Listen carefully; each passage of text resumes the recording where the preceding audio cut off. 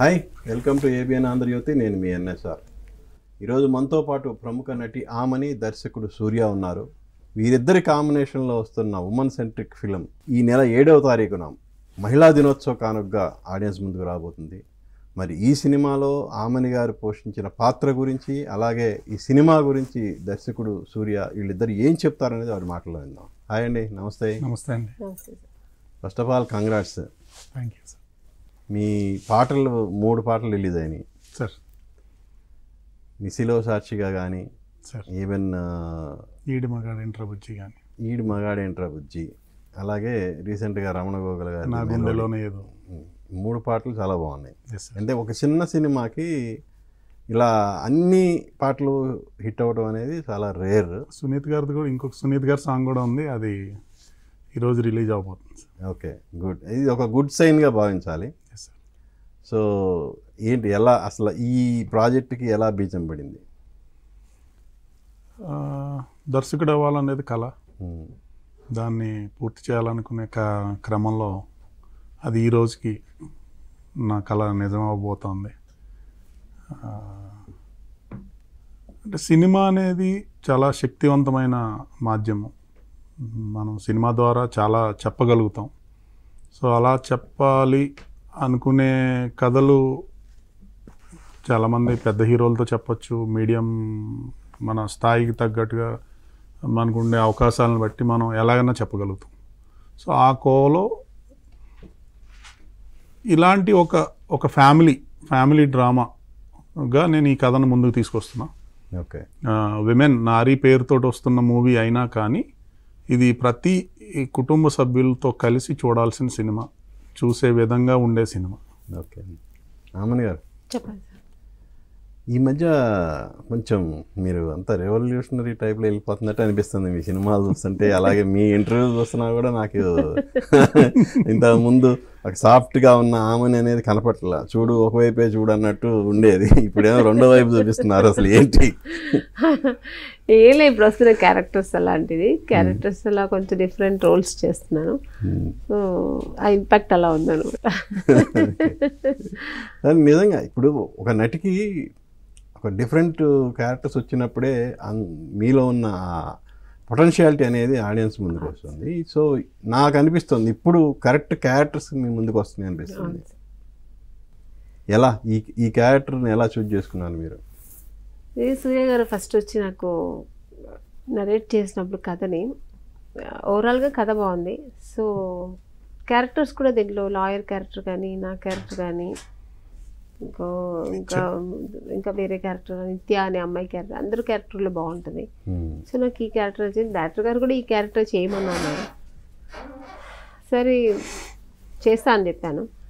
కొంచెం డేట్స్ ఒకేసారి కావాలన్నప్పుడు కొంచెం చూసి డేట్స్ ఇచ్చి చేశాను. అలా వర్కౌట్ అయింది ఈ సినిమా. కానీ చెప్పినప్పుడు ఒకలా ఉంది, చేసినప్పుడు అయితే ఇంకా చాలా బాగుంది. ఇప్పుడు ఇంకా అంత ఎందుకంటే సినిమా అయిన తర్వాత చాలా బాగుంది. ఎక్కడో మాకు ఒక పాజిటివ్ వైబ్రేషన్, ఎందుకంటే మంచిగా ఉంటుంది సినిమా, మంచిగా వెళ్తుంది ప్రేక్షకుల ముందుకి, బాగుంటుంది అనేది ఒక. ఏంటి అసలు మిమ్మల్ని అంతగా అట్రాక్ట్ చేసిన పాయింట్ ఏంటి? అంటే లేడీస్కు ఇప్పుడున్న మనం జనరేషన్లో సొసైటీలో జరుగుతున్న అన్యాయాలు, అక్రమాల గురించి, అంటే మగాళ్ళు కూడా దీనిలో ఎంత పాత్ర పోషిస్తున్నారు అనేది ఈ సినిమాలో చూపిస్తున్నారు అనమాట. అంటే మంచి ఉంది, చెడు ఉంది. సో ఎంతవరకు ఇది జనాలు ఎట్లా 13 years ప్లస్ పిల్లల నుంచి 20 years దాకా పిల్లలు ఇప్పుడు వాళ్ళకి ఏది అవసరం లేదు, పేరెంట్స్ వాళ్ళని ఎలాగా గైడ్ చేయాలి, ఇవన్నీ దీంట్లో ఉంది. ఒక టీచర్కి దీంట్లో ఏ పాత్ర ఎంతగా ప్రాముఖ్యత ఉంది, ఆవిడ కూడా ఎంత రెస్పాన్సిబుల్ ఉంది ఒక స్టూడెంట్ మీద, ఇవన్నీ ఇది సినిమాలో వస్తాయి అన్నమాట. అంటే ఆ నలుగురు మొదలుకొని ఇప్పుడు దాకా ఎన్నో అమ్మ క్యారెక్టర్లు చేశారు. ఆ అమ్మ క్యారెక్టర్లకి ఇందులో ఉన్న అమ్మ క్యారెక్టర్కి ఉన్న డిఫరెన్స్ ఏంటి? ఇది అమ్మ అంటే ఇది చాలా ఒక జీవన పోరాటంతో తన లైఫ్లో జరిగిన ఇన్సిడెంట్స్ అవన్నీ ఎదుర్కొంటూ నాన్న అనే దగ్గర నుంచి, భర్త అనే దగ్గర నుంచి కొడుకు దగ్గరికి వచ్చి సో అక్కడ తను ఏం అనుకుంటుంది, తను ఏం కోల్పోతుంది అనేది ఈ సినిమాలో చెప్పబడుతుంది. అదే సినిమా ఇది. అది డైరెక్టర్ గారు ఎలా దీన్ని పిక్చరైజ్ చేసి మనకు ప్రజెంట్ చేస్తున్నారు అనేది గ్రేట్ అనమాట. అది మనకు రిలీజ్ టైంలో తెలుస్తుంది. సూర్య గారు, ఇప్పుడు మహిళా సాధికారిక ఆ బేస్ చేసుకుని ఎన్నో సినిమాలు వచ్చినాయి ఇంతకుముందు. సో ఆ సినిమాలకి ఈ సినిమాలకి ఉన్న డిఫరెన్స్ అసలు ఏంటి? మీరు ఎందుకు ఈ పర్టికులర్ సబ్జెక్ట్ని తీసుకున్నారు? సో ఇంతకుముందు సినిమాలు చాలా మీరు చూసుంటారు, ఉమెన్ సెంట్రిక్ ఫిలిమ్స్ కానీ. సార్, సో వాటిల్లో లేనిది ఇందులో ఉన్నది ఏంటి? మిగిలిన వాటికి దీనికి ఒక ప్రత్యేకమైన డిఫరెన్స్ ఏంటి అంటే సార్, సొసైటీలో మన టీవీలో వచ్చే న్యూస్ కానీ లేకపోతే పేపర్లో వచ్చేవి కానీ, అంటే బయటి వ్యక్తుల వల్ల ఒక ఆడపిల్లకి కానీ ఒక మహిళకు కానీ బయట వ్యక్తుల వల్ల వచ్చే ఆపద కంటే ఇంట్లో అంటే డొమెస్టిక్ వైలెన్స్, కుటుంబ సభ్యులు కావచ్చు, తెలిసిన వ్యక్తులు కావచ్చు, తన చుట్టూ ఉండే మనుషుల వల్ల కావచ్చు, ఆడైనా మగైనా, నేను ఏదో జెండర్ ఇది గురించి చెప్పట్లేదు. సో వీళ్ళ వల్ల వచ్చే దీన్ని ఎవరు ప్రజెంట్ చేయట్లేదు, తెలీదు చాలామందికి. సో అది చెప్పచ్చా, అది టేక్ ఇట్ ఫర్ గ్రాంటెడ్ లాగా అదొక బాగా నాటుకుపోయిన ఇది కింద ఉండిపోయింది. సో మిగతా సినిమాలకి దీనికి ఉన్న ప్రత్యేకమైన తేడా అదే సార్. మన కుటుంబం గురించి మాట్లాడుతుంది, నా గురించి నీ గురించి అన్నట్టుగా మన కుటుంబం ఇందులో. అంటే ఆడియన్ పరంగా నేను చెప్పేది ఏంటంటే, ఇందులో నిన్ను నువ్వు ఐడెంటిఫై చేసుకో, నువ్వు ఎలా ఉన్నావు. నువ్వు ఇందులో ఓ మహిళ కావచ్చు, ఓ తండ్రి కావచ్చు, ఒక అమ్మ కావచ్చు, ఒక కొడుకు కావచ్చు, ఒక కూతురు కావచ్చు. సో ఇందులో ఇలాంటి ఒక చాలా క్యారెక్టరైజేషన్స్ దీంట్లో అడాప్ట్ చేసుకునేలాగా, వాళ్ళని వాళ్ళు అడాప్ట్ చేసుకునేలాగా ఇందులో ఉన్న క్యారెక్టర్స్, మేజర్ క్యారెక్టర్స్ డిజైన్ చేయగలిగాం. అది దీంట్లో ఉన్న స్పెషల్ సార్. ఇప్పుడు కొడుకుని దండించే తల్లి, ఇది ఇంతకుముందు కొన్ని సినిమాల్లో వచ్చింది, బట్ ఈ సినిమాల్లో సూర్య ఎలా కొత్తగా చూపించాడు? చాలా కొత్తగా ఉంటుంది. కొడుకుని దండించదు సార్, కొడుకుని ఎలా ఎలా పెంచాలో చెప్పే తల్లి. అంటే కూతుళ్ళు మాత్రమే ఎక్కువగా ఇలా ఉండాలి అలా ఉండాలని చెప్పే తల్లిదండ్రులకి మించి కొడుకుని ఎలా పెంచాలి అని, మంచి కొడుకుని సొసైటీకి ఇవ్వాలి అనే ఒక తాపత్రయపడే ఓ తల్లి. అంటే మంచి కొడుకుని ఇవ్వాలంటే తప్పుదారిలో పెడుతున్న కొడుకుని దారిలో పెట్టే ఇదే కదా? నో, మంచి అన్నీ చెప్పుతూ మంచి కొడుకుగా పెంచిన తల్లి. ఆ తల్లి కదా. అంటే దారి తప్పిన కొడుకుని దారిలో పెట్టే తల్లి, దారి తప్పిన కొడుకుని దారిలో పెట్టి కాదు. అది ట్రైలర్లో అలా అనిపించిందే ఏదండి? అదే మీరు అది సినిమా చూస్తే మీకు అర్థమవుతుంది, డిఫరెన్స్ ఏంటనేది మీకు తెలుస్తుంది. నేను అది అంటే కొడుకులకి అలా చెప్పి పెంచాల్సిన, కొడుకులకి బాగా చెప్పి పెంచాల్సిన అవసరం ఉంటే ఉన్న కథ ఇది. మరి ఇప్పుడు ఆడు మగాడ్రా బుజ్జి అని అసలు మగజాతి మొత్తం అసలు వాళ్ళ బిహేవియర్ మొత్తం ఆ పాటలో కనిపించింది నాకు. అదే సార్, అది గీత, మగవాడికి అదొక గీత. ఇందులో నువ్వు ఎలా ఉన్నావో చెక్ చేసుకో, ఇందులో కనుక నువ్వు ఉన్నావా ఒకసారి చెక్ చేసుకో, ఆ పాట విను. ఇందులో నేను చెప్పిన ఏ లైన్లో అయినా కానీ నువ్వు ఉన్నావా, 90% ఉండకుండా ఉండాలని కోరుకుంటున్నా. ఎందుకంటే ఎవరో 4-5 చేసిన తప్పులకి ఈ మగాళ్ళందరూ ఇంతే, ఈ మగాళ్ళంతా అలాగా, మగాళ్ళంతా ఇలాగా అనే మాటల వల్ల బాధపడిన వాళ్ళలో నేను కూడా ఒకడిని. ఓకే. సో అందుకే స్టార్టింగ్ ఈడు మగాడ్రా బుజ్జి అన్నారు, ఆ తర్వాత ఈడు మగాడేంట్రా బుజ్జి, ఈడు మగాడంట్రా బుజ్జి అన్నాం ఫస్ట్. ఈడు మగాడంట్రా అంటే ఈడు మగాడని చెప్పుకుంటున్నాడ్రా, కానీ ఇలా మగాడేంట్రా బుజ్జి అన్నారు. అదే ఆ క్వాలిటీని ఎత్తి చూపుతా, మరి ఇలా చేసేవాడు ఈడు మగాడేంట్రా అని చెప్పాం. మగతనం అంటే ఏంటన్నారు, అలా ఏంది అసలు ఆ పర్టికులర్ మగాడు? జనరల్గా సొసైటీకి మగాడు అనేది ఒక ఐడెంటిటీ. జనరల్గా మన మగాడు ఈడు అంటే కొంచెం మంచి లక్షణాలు ఉన్నవాడిని, 10 మంది కోసం నిలబడేవాడిని మగాడు అంటాం. వాడు నిజమైన మగాడని అందరూ అనుకునేలాగా మన హీరోయిజం, మన హీరో క్యారెక్టర్స్ డిజైన్ చేయబడతాయి. సో ఆ క్యారెక్టరైజేషన్లో నువ్వు ఉన్నావా, ఇది నిజమైన మగాడి క్యారెక్టర్ ఇదా, ఇది మనం చెప్తున్నాం. దాని ద్వారా మనం అది చెక్ చేసుకోమంటున్నాం. ఆమె గారు, మీకేమనిపించింది అసలు ఈ సబ్జెక్టు మైండ్కి ఫస్ట్ డైరెక్టర్ చెప్పినప్పుడు? ఏంటి ఇలా సొసైటీలో ఇలా ఉంటుందా? అంటే కొన్ని చూస్తున్నాం మన సంఘటనలు, మీ సినిమాలో జరిగిన సంఘటనలు కానీ, మనం ఇప్పుడు డైరెక్టర్ గారు చెప్పిన పాయింట్తో కూడినవి అక్కడక్కడ మనం చదువుతున్నాం, పేపర్లో చదువుతున్నాం, కళ్ళారా చూస్తున్నాం, కొన్ని సినిమాల్లో కూడా వచ్చినాయి. కానీ మీ మనసుకి బలంగా తాకిన అంశం ఏంటి అసలు? కొన్ని జరగట్లేదు, చాలా జరుగుతున్నాయి కదా అంతేనా? మన సొసైటీలో. ఇప్పుడు నెలకు ఒకటి ఏదో ఒక సంఘటన జరుగుతూనే ఉంది. కానీ దానికి అది ఎందుకు జరుగుతుంది, ఏం జరుగుతుంది మనకు తెలియదు, అది ఎక్కడ తప్పులు జరుగుతున్నాయో తెలియదు. బట్ ఈ సినిమాలో ఏం చెప్తున్నారంటే అదే పేరెంట్స్ వల్ల తప్పు జరుగుతుందా, సొసైటీ వల్ల జరుగుతుందా, లేదు పిల్లలు ఆ పెరిగే విధానం వల్ల జరుగుతుందా, దీనికి పరిష్కారం ఏంటి అనేది ఈ సినిమాలో నాకు కనెక్ట్ అయింది. మన రియాలిటీ, మన రియల్ లైఫ్లో జరిగే అన్ని సంఘటనలకు. మీ సరౌండింగ్స్లో ఏమైనా అలాంటివి ఏమైనా చూసారా?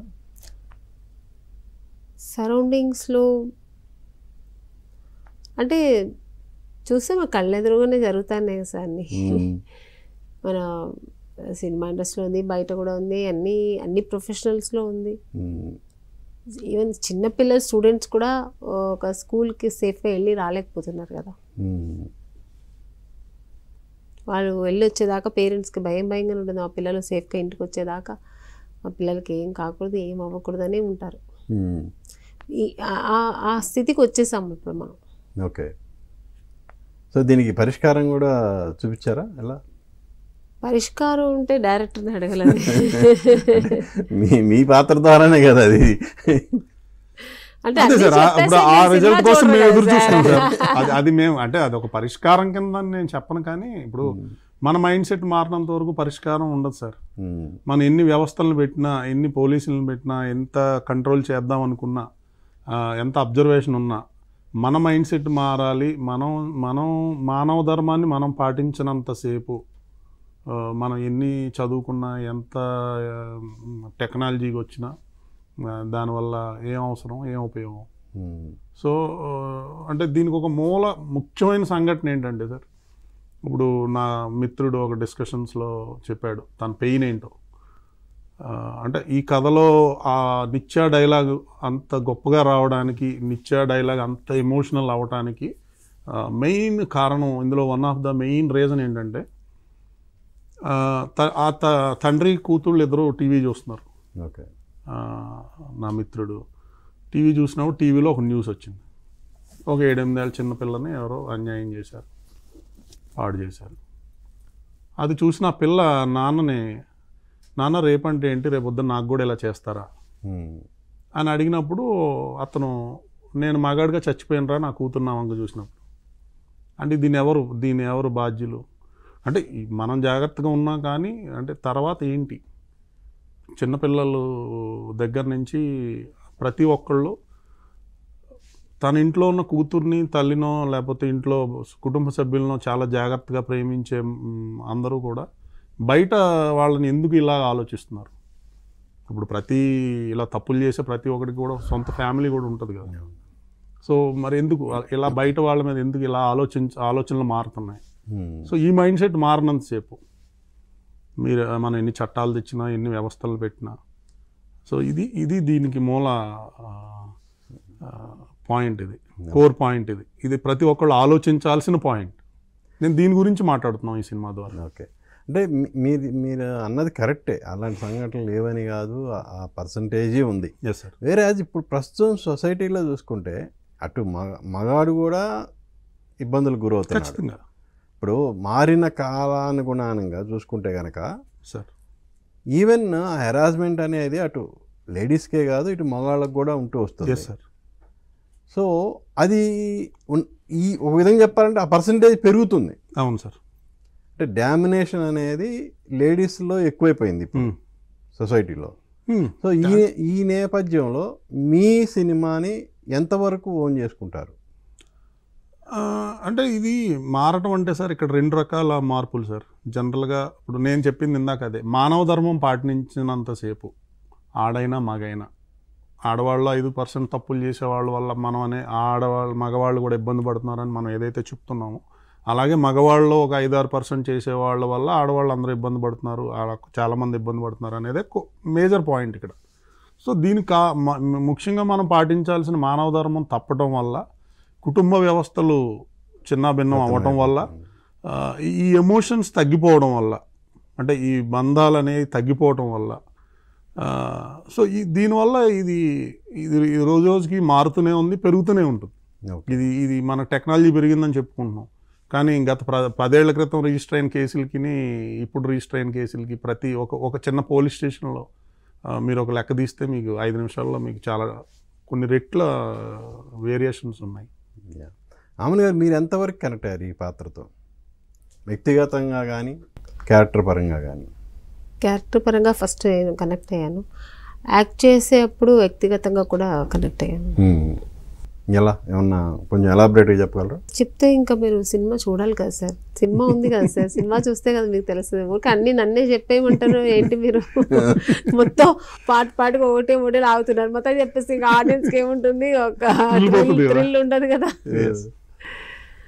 అంటే నా పర్సనల్గా నేను ఫీల్ అయ్యాను బాగా నిజంగానే. ఎందుకంటే ఈ సినిమా చూస్తే ప్రతి ఒక్క ఆడవాళ్ళు, మగవాళ్ళు, చిన్నపిల్లలు అందరూ కనెక్ట్ అవుతారు. రీసెంట్గా బాపు, నాకు తెలుసు మీరు అక్కడికి వస్తారని, భయపెట్టే బాపు.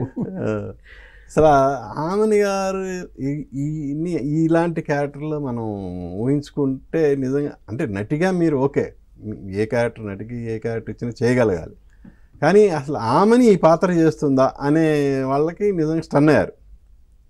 సో మిమ్మల్ని మీరు స్క్రీన్ మీద ఆ పాత్రలో చూసుకున్నప్పుడు ఎలా అనిపించింది?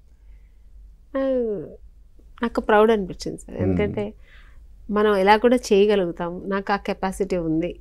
ఆర్టిస్ట్గా ఎప్పుడు ఒక్కో ఫార్ములాలో వెళ్ళిపోతూ ఉండడం కాకుండా ఆల్ షేడ్స్ ఆఫ్ క్యారెక్టర్స్ నేను చేయగలుగుతాను అనే ఒక కాన్ఫిడెన్స్ నాకు వచ్చింది. ఎవరన్నా ఫోన్ చేశారా ఆ క్యారెక్టర్? చాలా మంది.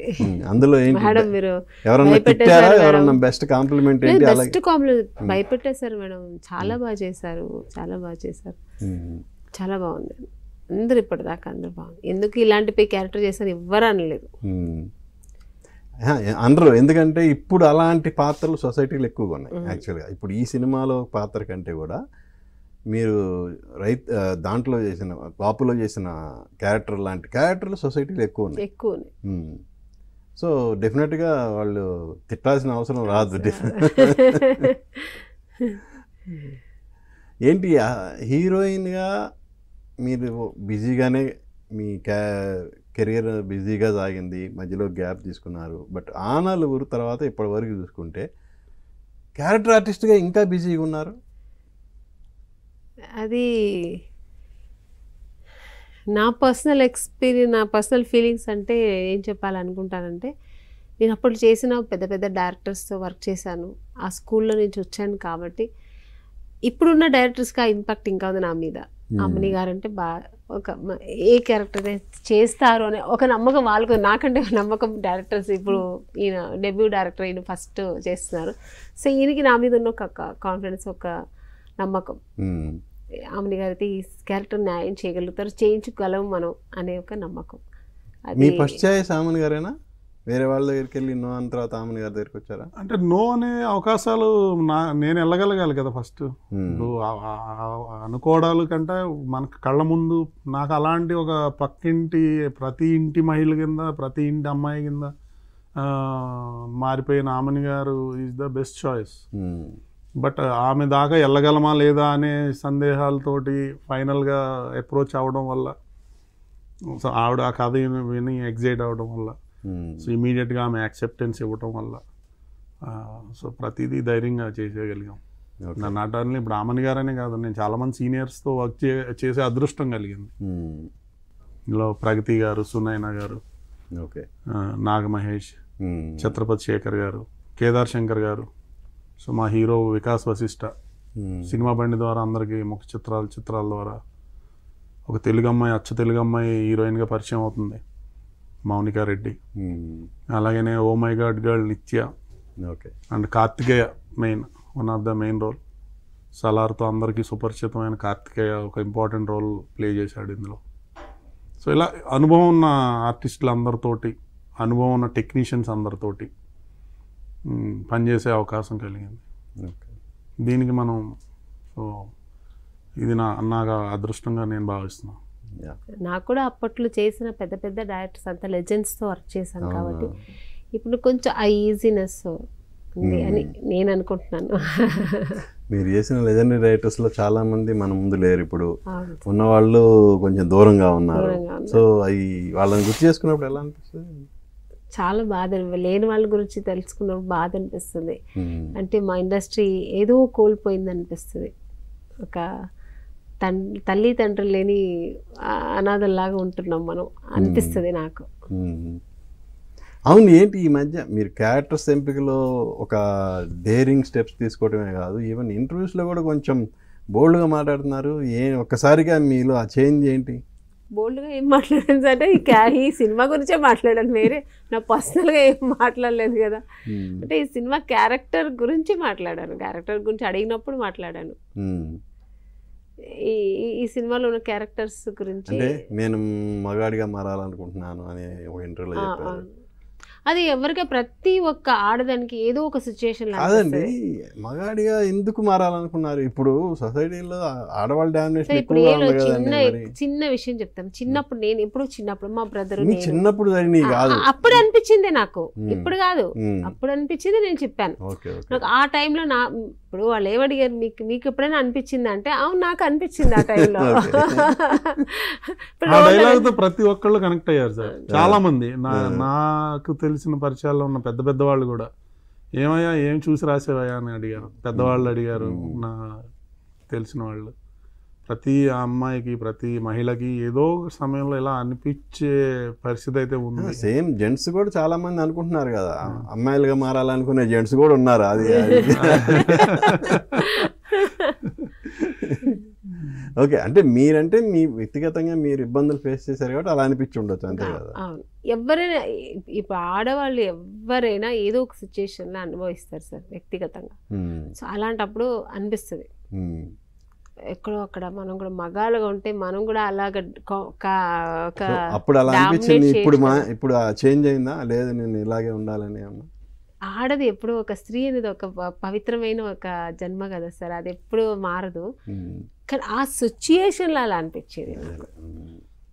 బట్ ఇప్పుడు నిజంగా ఆడవాళ్ళు చేసే పనులు నిజంగా మగాళ్ళు ఎవరు చేయలేరు. అది ఓపెన్ గా ఒక పవర్, ఒక శక్తి. అంటే తన నిత్యం తన శరీరంతో మాత్రమే కాకుండా బయట ప్రపంచంతో యుద్ధం చేయడం అనేది అది ఆమెకే సాధ్యం. అందరూ సమానత్వం ఇదంతా కోరుకుంటున్నారు కానీ ఆమెతో మగాడు ఎప్పటికీ సమానం కాదు. ఆమె ఎప్పుడు ఓ చేయి పైనే, ఆమె నుంచి వచ్చిన వాళ్ళం కదా, ఆమె ఎప్పుడు పైనే. ఇది కాదనలేని వాస్తవం కదా. సో ఈ సినిమాని పర్టికులర్గా మహిళా దినోత్సవం రోజునే రిలీజ్ చేయాలనుకోవడానికి ఏమన్నా ప్రత్యేక రీజన్ ఉందా? పరిస్థితులు సార్, చిన్న సినిమా నిర్మాతలుగా, చిన్న సినిమా దర్శకులుగా కొన్ని, అంటే మాకు ఇది అదృష్టమనాలో వరమనాలో తెలీదు. ముందు ఒక డేట్ అనుకున్నాము, బట్ అన్ఫార్చునేట్ వర్క్స్ అవ్వకపోవడం వల్ల, అంటే ఒత్తిడి, అదే మధ్యలో పొంగల్ ఒకటి వచ్చింది, సో అది అవ్వలేకపోయింది. ఓకే. సో దాని ఇబ్బందులు ఫేస్ చేశారా? ఇబ్బంది పెట్టారా ఆమెన్ గారు? అసలు అదే నేను అంటున్నా, ఇప్పుడు ఆమెన్ గారికి ఇంత సెలెక్టివ్ రోల్స్ ఎందుకు వస్తున్నాయా అంటే ఆమె ఆ దర్శకులకి ఇచ్చే ఆ ఫ్రీడమ్ ఏదైతే ఉంటుందో అది అదేంటారు నెవర్ బిఫోర్ ఎవర్ ఆఫ్టర్ అని, అది ఆమెకి పర్ఫెక్ట్ ఎగ్జాంపుల్ నేను చెప్తాను. ఏంటంటే అందరి దగ్గర ఇదే కాంప్లిమెంటా మీకు? ఖచ్చితంగా సార్. ఇది సరిపోయిందా మీకు? అంటే కొత్త డైరెక్టర్ నీకేం తెలుసాయా, నువ్వు నిన్న కాకుండా వచ్చి అనేవాళ్ళు అలాగే కాకుండా నీకు నీకు నచ్చకపోతే ఇంకొకసారి చేస్తాను సార్, మీరు చూసుకోండి, ఏం మొహమాట పడకండి, అడగండి అనగలిగే, అంత స్వేచ్ఛగా అంత స్వతంత్రంగా మాట్లాడగలిగే వాళ్ళు ఎంతమంది ఉంటారు? చాలా తక్కువ మంది. అదృష్టం కొద్ది నాతో నేను పనిచేసిన వాళ్ళందరూ నాకు ఆ లిబర్టీ ఇవ్వబట్టి చాలా సక్సెస్ఫుల్గా, చాలా కాన్ఫిడెంట్గా సినిమా చేయగలిగాం. ఓకే. Yes sir.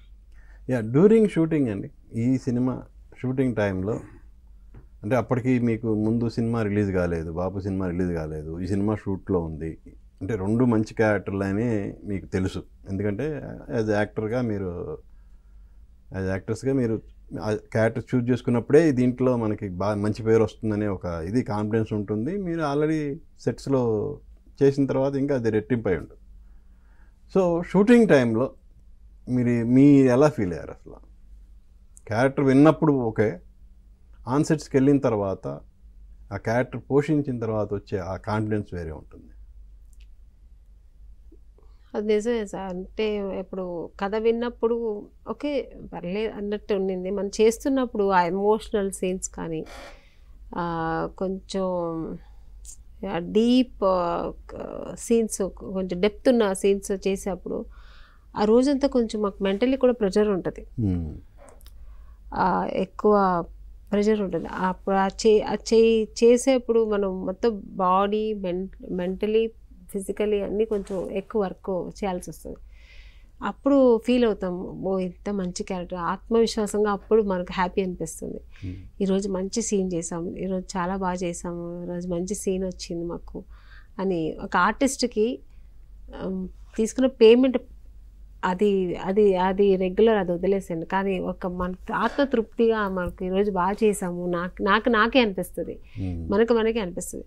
అలాగా అలాంటి ఫీలింగ్ వచ్చినప్పుడు ఎక్కువగా ఎవరితో షేర్ చేసుకుంటారు మీరు? నేను నేనే ఫీల్ అవుతున్నా హ్యాపీగా. ఇంటికి వెళ్ళి మీ క్లోజ్ ఫ్రెండ్స్ ఉంటారు కదా, క్లోజ్ సర్కిల్స్? లేదు, నేను ఎవరితో చెప్పుకున్నా, నా ప్రొఫెషనల్ గురించి అయితే ఎవరితో నేను షేర్ చేయను. వాళ్ళు ఇంకా నాకు చెప్తే మీరు ఈరోజు చాలా బాగా చేశారని అన్నప్పుడు ఇంకా హ్యాపీగా ఫీల్ అవుతాను తప్ప నేను ఎవరితో షేర్ చేసుకున్నాను. ఇంటికి వెళ్ళి స్నానం చేసి ఫస్ట్ కూర్చుని ఆలోచిస్తాను, ఈరోజు బాగా చేసామని హ్యాపీగా ఫీల్ అయ్యి హ్యాపీగా పడుకుంటారు. అదేలాగా రోజు బాగా చేయాలంటే ఎక్కడో నాకు ఒక ఇన్నర్ ఫీలింగ్ ఉంటుంది, ఈరోజు ఇంకొంచెం బాగా చేస్తుంటే బాగా. అందుకే నేను ఇప్పుడంతా ఏంటంటే నేను మొహమాటలని అడిగేస్తాను, సార్ బాగా చేసానా లేదా చెప్పండి, 1 more చేస్తాను అంటే నేనే 1 more అడుగుతాను, 1 more చేద్దాము. నాకు అనిపించిందంటే నేను మొహమాట లేకుండా అడుగుతా, నాకు 1 more కావాలి, నేను ఇంకా బాగా చేయాలని. సో అలా నాకు ఫీల్ ఉంటుంది. ఇప్పుడు మీకు అప్పటి నుంచి ఇప్పటి వరకు మీతో పాటు యాక్ట్ చేసిన హీరోయిన్స్ ఉన్నారు, ఇప్పటికీ మీరు వాళ్ళతో ఫ్రెండ్షిప్ చేస్తున్నారు కొంతమందితో.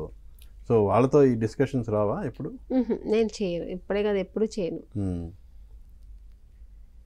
ఎందుకంటే నేను అంత డీప్గా అంత డీప్గా చేస్తే ఒకే ఒక అంటే జనరల్గా పర్సనల్ విషయాలు అయితే షేర్ చేసుకోము. అవును, కానీ ఇలాంటి ఒక మంచి క్యారెక్టర్ చేసినప్పుడు డెఫినెట్గా మన ఫ్రెండ్స్తో వాళ్ళతో అరే ఈరోజు బ్రహ్మాండమైన పాత్ర పడింది, నాకు ఇది మంచి పేరు వస్తుందని షేర్ చేసుకుంటాం కదా. చేసుకోను, నేను చేసుకోను. ఎందుకు పర్సనల్ వేరే ఏదైనా మాట్లాడుకుంటా, కానీ నా ప్రొఫెషనల్ గురించి ఎవరైనా వాళ్ళ సినిమా చూసి బాగుంది లేదా ఏదో ఒక సీన్ చూసి ఎక్కడైనా బాగుందా చూసి నాకు మెసేజ్ పెడతారు, సో ఎక్స్ట్రాడినరీగా చేస్తావు, చాలా బాగా రిలీజ్ తర్వాత. లేదా యాక్ట్ చేసేప్పుడు ఎవరైనా చూసి మళ్ళీ మెసేజ్ పెడతారు, మేడం ఈరోజు చాలా బాగా చేశారు మేడం, లేదంటే ఎదురుగానే అనేస్తారు, చాలా బాగా చేశారు మేడం వాళ్ళు అన్నప్పుడు. అప్పుడు నాకు అప్రిషియేట్ చాలా ఒక అవార్డు తీసుకున్నట్టు ఉంటుంది. నేను ఎప్పుడు షేర్ చేసుకోను, ఇంకా ఎలా చేశానని అడుగుతా, ఎలా చేశాను బాగుందా పర్లేదా అని అడుగుతా. సో ఎప్పటికప్పుడు సార్ ఇప్పుడు సూర్య గారి సినిమా చేశానంటే ఆ సినిమాకి వెళ్ళేప్పుడు నేను ఒక కొత్త ఈరోజు మేము కొత్త ఆర్టిస్ట్ ఈ క్యారెక్టర్కి ఎంత బాగా చేయాలో అంత బాగా చేయాలని ఒక తపన ఉంటుంది నాకు. సో డైరెక్టర్తో వెళ్ళి ఒకసారి సీను పేపర్ చూసి ఆ డైలాగ్స్ అన్నీ కొంచెం మైండ్కి ఎక్కించుకొని ఎలా ఇంకా బెటర్మెంట్ ఎలా చేయాలి అప్పుడు ఆ దీంట్లోనే ఉంటాను తప్ప నేను ఏదో బాగా చేస్తాను బాగా చింపేస్తాను అని చెప్పి ఎప్పుడు ఫీల్ అయిపోయి ఇంకెవరితో షేర్ చేసుకుని అంతా నేను లేదు. సో అది డైరెక్టర్ గారు అలా అనిపించదుగా, ఏదో ముటికో కొట్టుకో ఒక పాత్ర, అదే ఏ పాత్ర అయినా ఇప్పుడు శుభలగ్నంలో క్యారెక్టర్ కానీ అలాంటివి మనకి ఎప్పుడో రేర్గా తగులుతుంటాయి.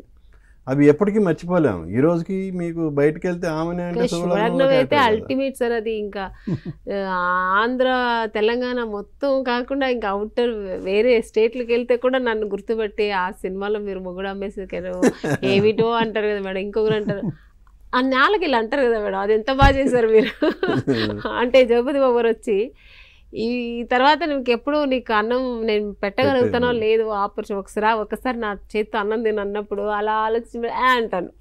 ఆ ఎక్స్ప్రెషన్స్ ఇప్పుడు వాళ్ళు చేసి చూపిస్తే ఎంత బాగా చేశారు మేడం అని.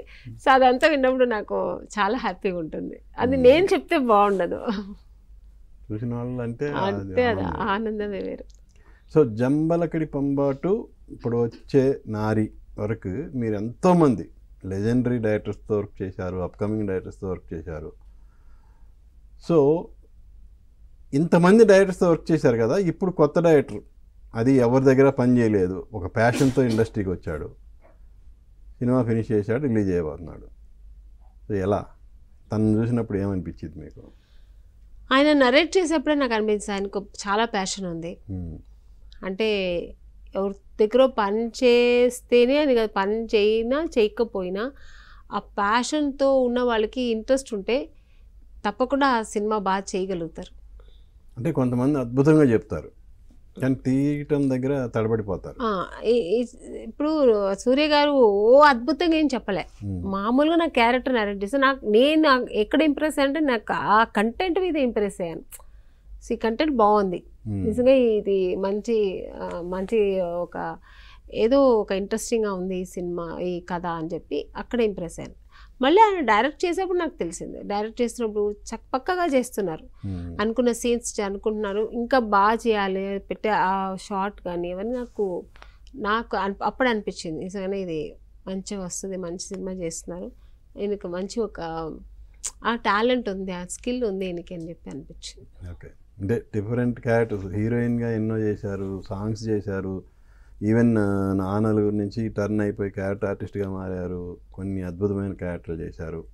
సో మీ ఎంటైర్ కెరియర్లో గుర్తుండిపోయే పాత్రలు ఒక టాప్ 5 చెప్పమంటే ఏం చెప్తారు?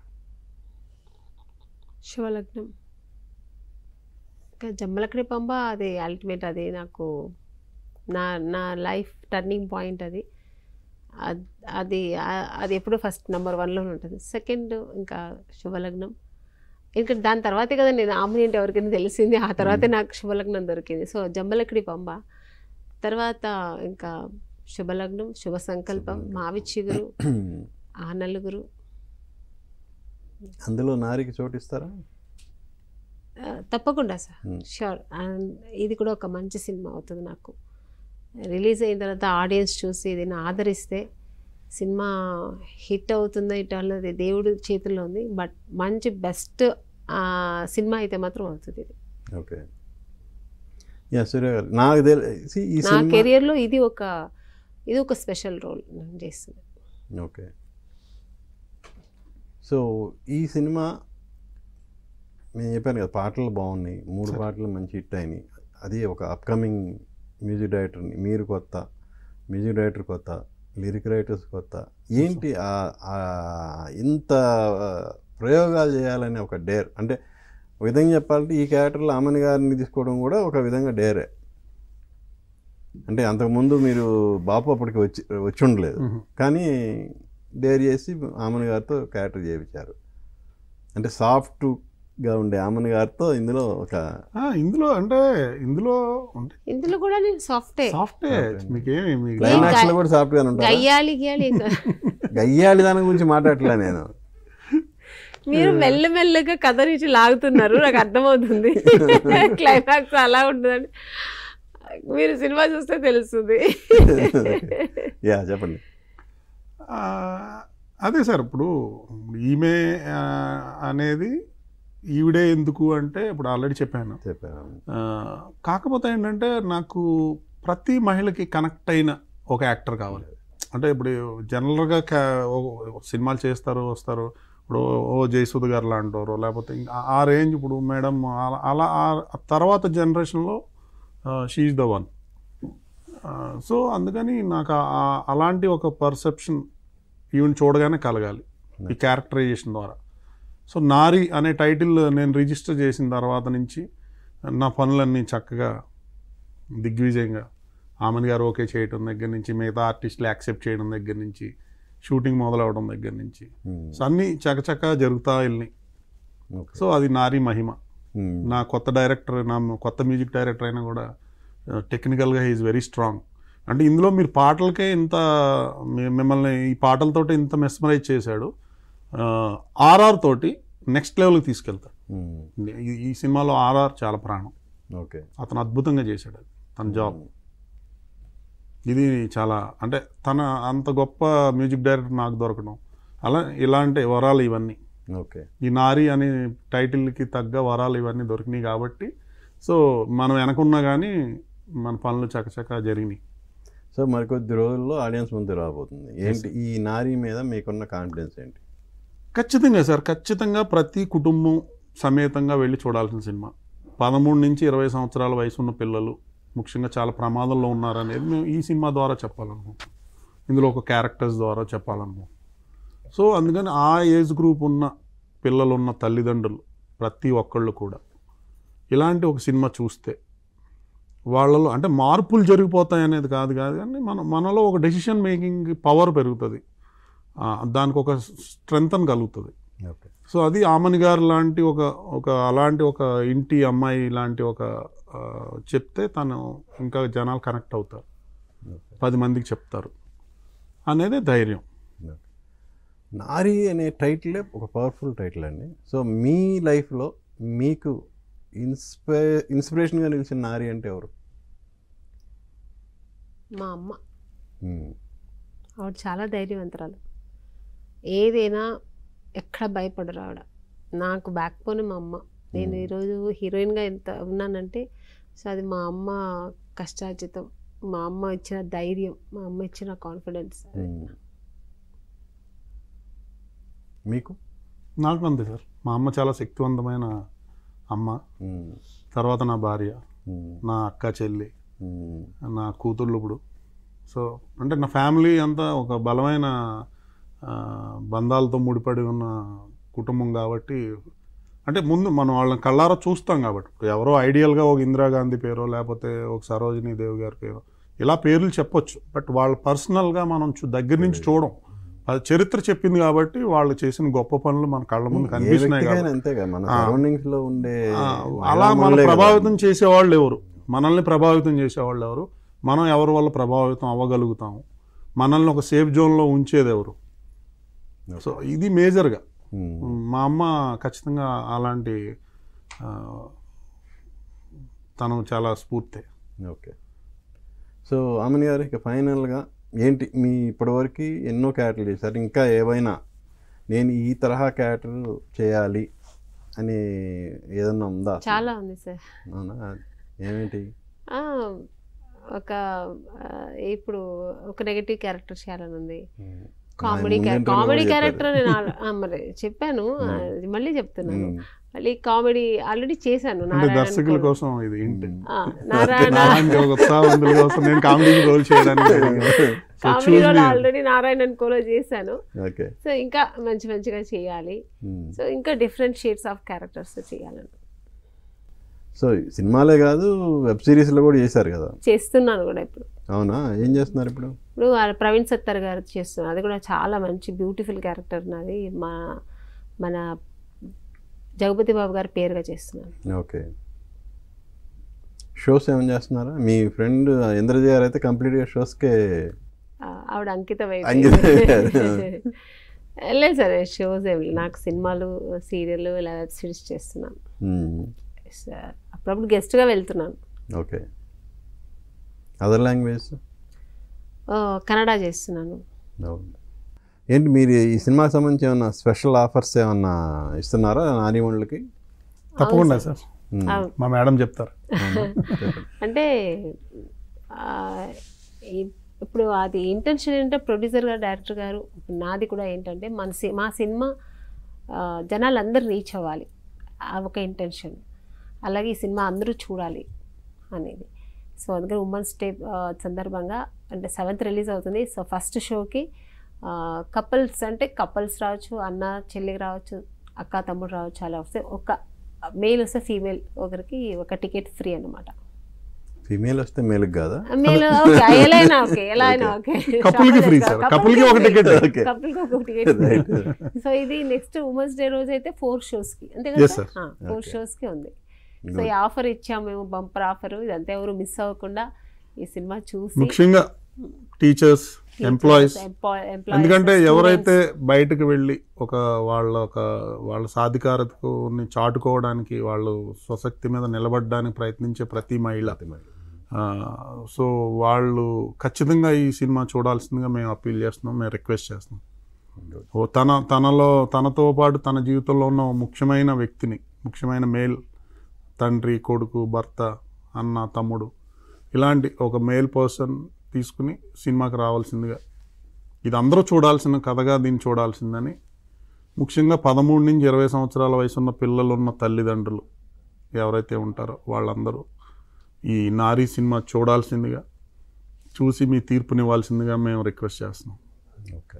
సో మీ మీ అవకాశం ద్వారా, ఆంధ్రజ్యోతి ద్వారా, ఏబిఎన్ ఆంధ్రజ్యోతి ద్వారా మొత్తం ప్రేక్షకులకి, మహిళా ప్రేక్షకులకి, కుటుంబ సభ్యులకి అందరికీ please watch our Nari movie on March 7th in theatres. Thank you. So మీ అవకాశాన్ని డెఫినెట్గా యూజ్ చేసుకుంటారని ఖచ్చితంగా సార్.